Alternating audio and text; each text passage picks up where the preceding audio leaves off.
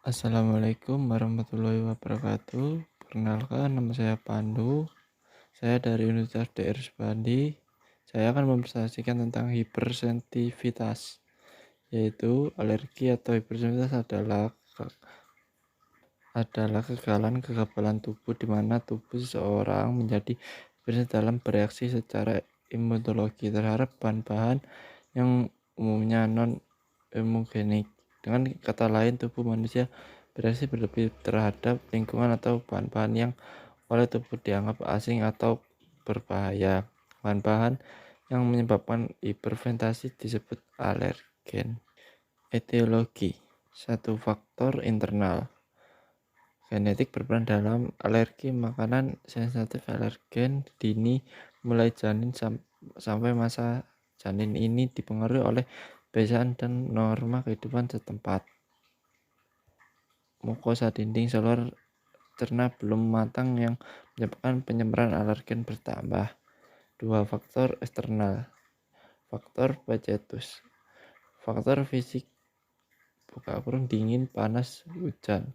Faktor psikis sedih, stres, atau beban lari olahraga. 2. Hampir semua jenis makanan dan zat tambahan pada makanan dapat menimbulkan reaksi alergi. Selanjutnya, patofisiologi. 1. Saat pertama kali masuk alergen X atau telur ke dalam tubuh seseorang yang mengkonsumsi makanan tetapi dia belum pernah terkena alergi. 2. Namun ketika untuk kedua kalinya seorang tersebut mengkonsumsi makanan yang berulah tanpa gejala-gejala, timbulnya alergi pada kulit orang tersebut. 3. Setelah tanda-tanda itu munculnya makanan antigen akan mengenali alergen yang masuk akan memicu aktifnya sel T, di mana sel T tersebut yang akan berangsang sel B untuk mengaktifkan antibodi IgE tutup kurung. Proses mengabaikan melaksanakan antibodi pada sel mast yang dikeluarkan oleh basofil.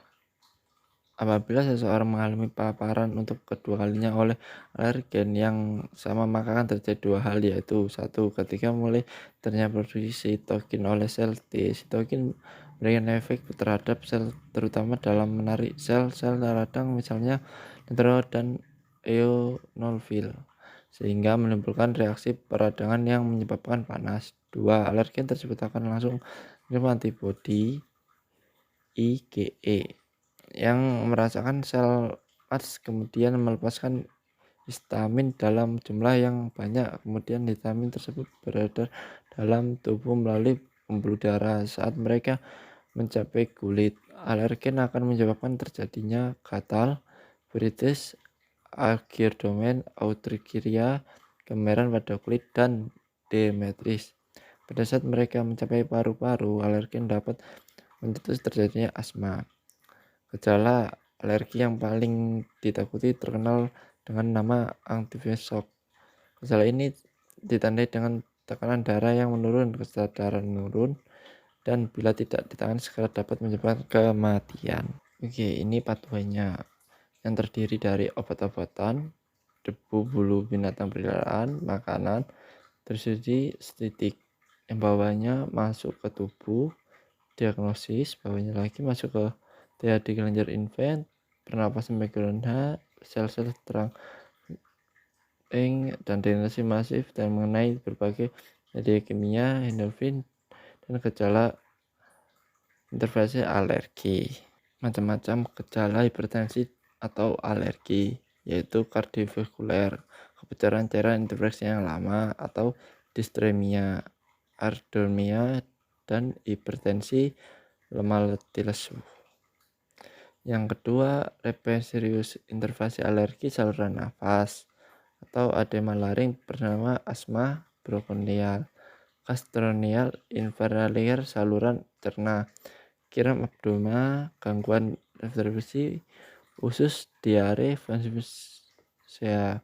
Itu kemudian reaksi alergi masuk ke dalam tubuh, darah, fever, urticaria, petrus, atau gangguan interaksi kulit.